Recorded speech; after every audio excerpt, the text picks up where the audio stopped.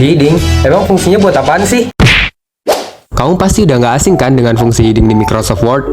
Selain membuat daftar isi yang otomatis, heading juga memudahkan kita dalam menavigasi judul yang udah kita buat loh. Gimana caranya?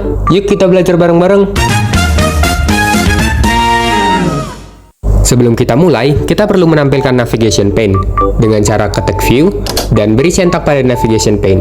Maka, bab dan subbab yang sudah kita beri heading akan muncul di sini. Untuk mengubah bab ke heading 1, kita hanya perlu mengarahkan kursor ke setiap bab, lalu klik heading 1. Sekarang, tinggal terapkan hal yang sama ke setiap bab yang ingin kamu beri heading. Cara yang sama akan kita terapkan untuk membuat subbab. Hanya saja, di dalam subbab kita perlu menambahkan ke heading 2, bukan heading 1. Kayak yang udah aku bilang tadi, heading memudahkan kita dalam menavigasi judul yang udah kita buat. Jadi nggak perlu lagi tuh nge-scroll buat cari bab yang jauh. Karena kita bisa langsung ke bab yang kita tuju lewat navigasi yang di sebelah kiri. Lalu heading 3 untuk apa dong? Jika kita butuh buat bab baru di dalam subbab, kita tinggal menambahkannya di heading 3 ya. Nah, udah pada tahu kan cara menambahkan heading? Sekarang kita perlu membuat daftar isi otomatis dari heading yang sudah kita tentukan. Jangan terburu-buru. Next, untuk membuat daftar isi bakal dijelasin sama Kak Selfie ya. Selain ada heading, di Microsoft Word terdapat juga fitur Table of Content. Ayo kita belajar bareng-bareng. Sebelum masuk ke cara pembuatannya, mari kita ketahui terlebih dahulu apa itu Table of Content.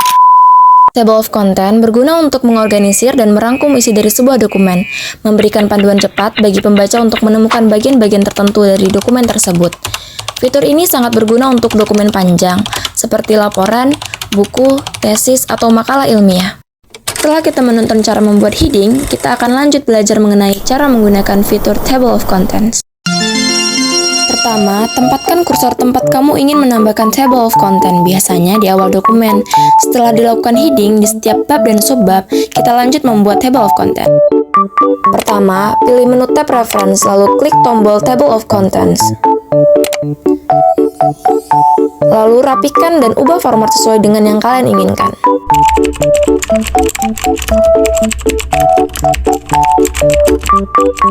Jika ada perubahan pada isi dokumen, kalian dapat mengupdate Table of Content agar tetap akurat.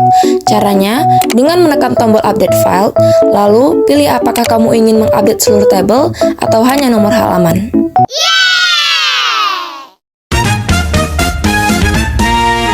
Berikut saya akan contohkan penggunaan caption pada Word.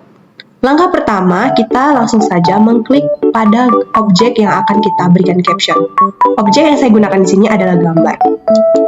Kita klik kanan, selanjutnya kita pilih menu Insert Caption. Setelahnya kita ganti pelabelan jika memang diperlukan. Karena objek yang saya gunakan adalah gambar, maka saya akan ubah labelnya menjadi gambar. Setelahnya kita bisa berikan konteks pada gambar yang akan kita berikan caption.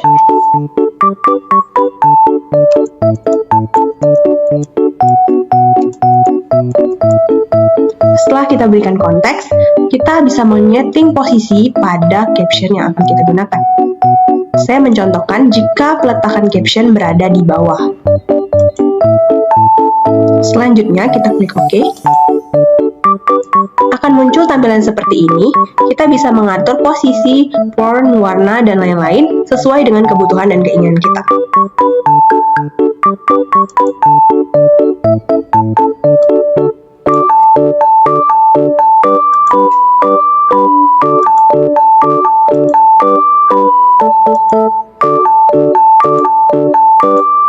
Jika kira-kira sudah sesuai, maka akan muncul seperti ini. Dan kira-kira beginilah posisi atau caption yang telah kita buat tadi. Selanjutnya, saya akan mencontohkan dengan cara yang sama peletakan caption jika berada atau diletakkan di posisi atas. Kita klik kanan, kita beri objek dan label, dan juga memberikan konteks pada gambar. Setting pada posisi dari bawah ke atas. Nah, tampilannya akan muncul sama seperti tadi dan kita lakukan penyetingan atau setelan pada cara-cara yang sudah saya jelaskan.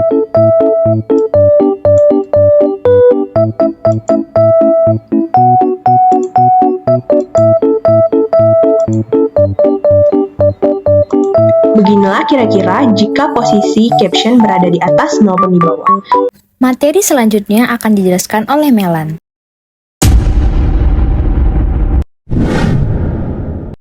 Bagi teman-teman yang sering membuat tugas dengan Word, mungkin tidak asing lagi dengan sitasi dan bibliografi. Apa sih sitasi dan bibliografi itu? Sitasi adalah referensi ke sumber yang dipublikasikan ataupun yang tidak dipublikasikan, yang merupakan cara kita memberikan informasi kepada para pembaca bahwa bagian-bagian tertentu dari tulisan kita berasal dari sumber yang ditulis dari penulis lain. Tujuannya sebagai bentuk penghargaan terhadap karya tulis orang lain dan menghindari plagiarisme. Sedangkan bibliografi adalah daftar pustaka yang mendeskripsikan sebuah buku atau karya tulis ilmiah yang meliputi nama penulis, judul, tahun terbit, volume, dan informasi lainnya. Nah, sudah paham kan mengenai definisi sitasi dan bibliografi? Ayo kita praktikkan sekarang.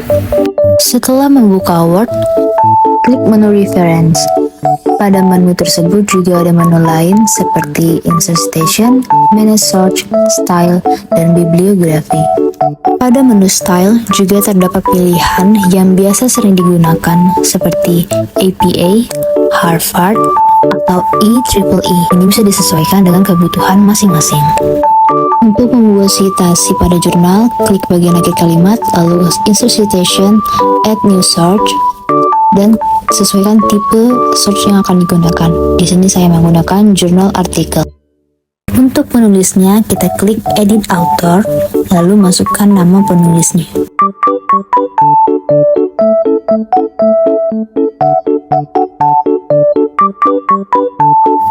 Klik Add, dan klik OK. Selanjutnya, pada title, masukkan judul jurnal,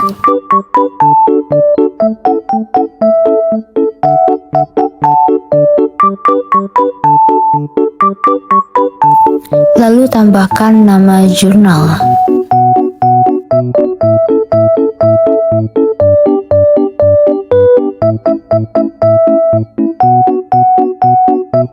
Setelah itu, tambahkan tahun jurnal tersebut, input page jurnal,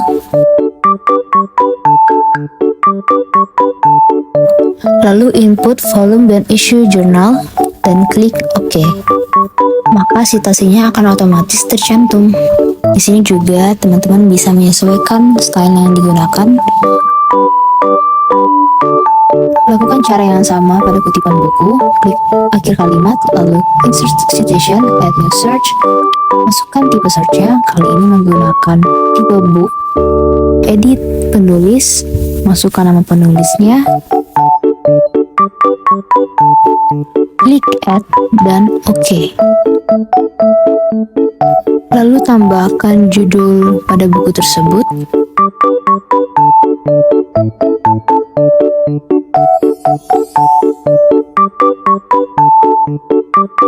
lalu tambahkan tahun penerbitan buku,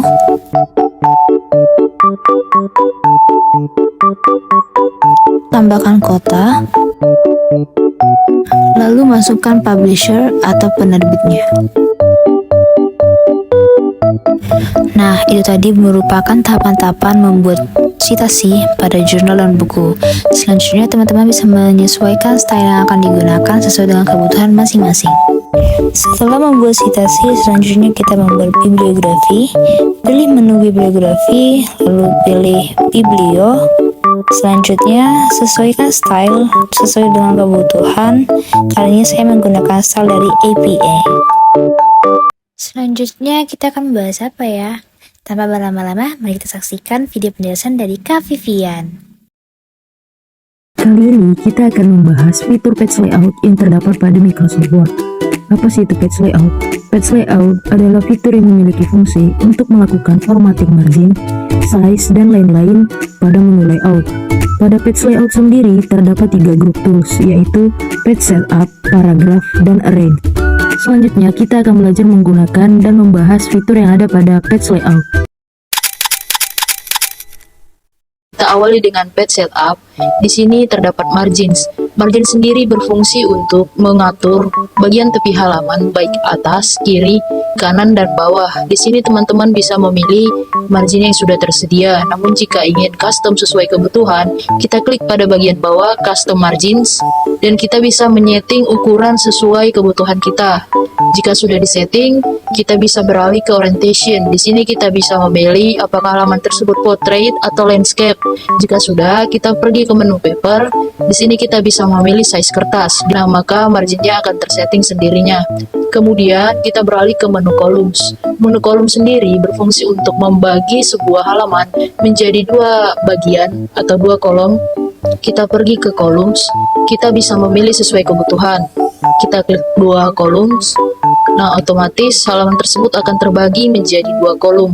Selanjutnya, kita akan membahas bagaimana memberikan penomoran pada halaman, baik dalam sebuah makalah, karya ilmiah, ataupun yang lainnya. Di sini saya sudah sediakan sebuah contoh makalah sederhana. Nah, untuk caranya, bagian cover sendiri kita abaikan saja, karena kita akan memberikan penomoran halaman pada bagian selanjutnya. Di sini ada abstrak. Caranya kita letakkan kursor pada awal kata. Lalu kita pergi ke breaks, kita pilih next page. Nah, setelah itu kita klik dua kali pada bagian atas untuk menuju headernya. Nah, selanjutnya kita pergi pada menu go to header. Di sini untuk link to previews kita nonaktifkan, dan untuk different first page juga kita nonaktifkan. Selanjutnya kita pergi ke go to footer. Untuk footer sama, link to previews kita nonaktifkan dan juga different first page. Selanjutnya kita close header. Nah, untuk bagian berikutnya sampai pada daftar isi kita biarkan karena nanti akan diberikan penomoran dalam bentuk Romawi.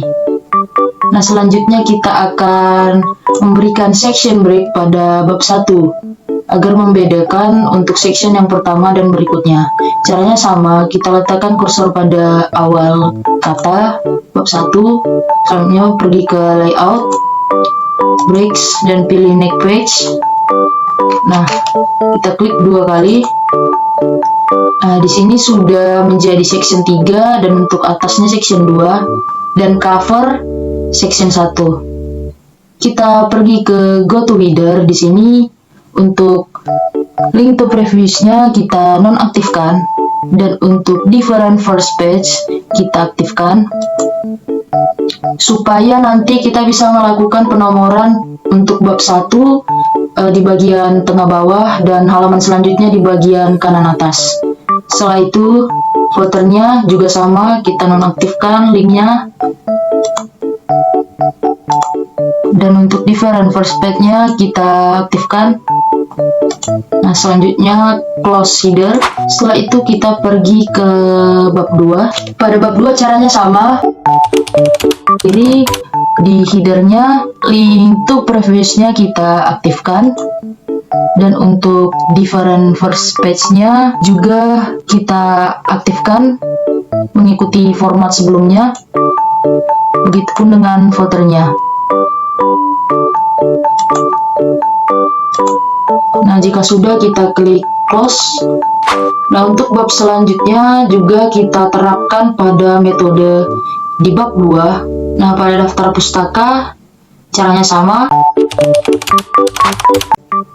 Selanjutnya kita akan memberikan penomoran. Kita letakkan kursor kepada bagian footer.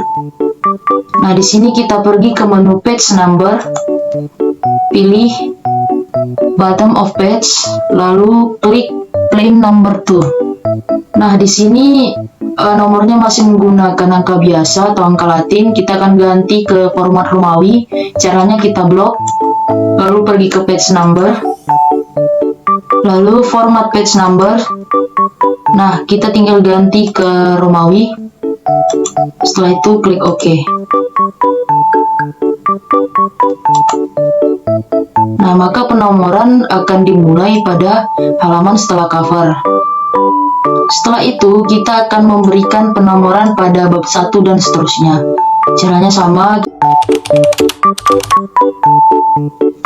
Nah, karena di sini dimulai dari lembar ke-6, maka kita akan mengubah untuk melakukan penomoran dari angka 1. Caranya kita blok, lalu pergi ke page number, format page number, lalu kita klik ke start at, klik OK. Nah, maka penomoran dimulai dari angka 1 dan seterusnya. Untuk halaman selanjutnya, kita akan membuat penomoran pada bagian kanan atas. Caranya kita klik header, lalu page number, kita pilih top of page, kemudian klik plain number 3. Nah, maka dari itu penomoran akan muncul di bagian kanan atas dan seterusnya. Nah, untuk daftar pustaka sendiri, kita klik footernya, page number, bottom of page, plain number 2. Nah, sudah. Begitulah kira-kira cara untuk memberikan penomoran pada sebuah makalah. Selanjutnya kita masuk pada grup tools yang terakhir, yaitu arrange. Di sini sudah ada beberapa objek gambar. Yang pertama diawali dengan position. Position berfungsi untuk memposisikan objek pada tulisan sesuai dengan keinginan kita. Selanjutnya ada wrap text. Wrap text berfungsi untuk meletakkan objek pada bagian mana saja sesuai keinginan kita. Jika ingin objek tidak menggeser posisi teks, silakan memilih in front of text. Namun, jika ingin objek berada di latar belakang, silakan pilih behind the text. Selanjutnya ada bring forward. Bring forward ini untuk memposisikan suatu objek yang terpilih berada di depan objek lainnya. Seperti ini, kita klik bring forward. Nah, sebaliknya send backward berfungsi untuk membuat objek yang terpilih pada bagian depan menjadi tertimpa ataupun berada di objek lainnya. Sebaliknya. Selanjutnya ada selection pane, digunakan untuk menampilkan navigasi di sebelah kanan lembar kerja. Kita bisa menampilkan atau menyembunyikan objek yang telah kita buat. Selanjutnya ada align. Align sendiri digunakan untuk memindahkan objek atau memeratakan objek pada bagian atas, bawah, tengah, dan yang lainnya sesuai keinginan kita. Selanjutnya ada group. Gunanya adalah untuk menyatukan ketiga objek menjadi satu. Caranya kita klik objek yang pertama, lalu kita pergi ke keyboard, tekan Ctrl dan tahan, klik gambar pertama, lalu klik gambar kedua dan gambar ketiga. Setelah itu tahan dan klik group. Nah, maka yang tadinya menjadi 3 objek menjadi 1 objek.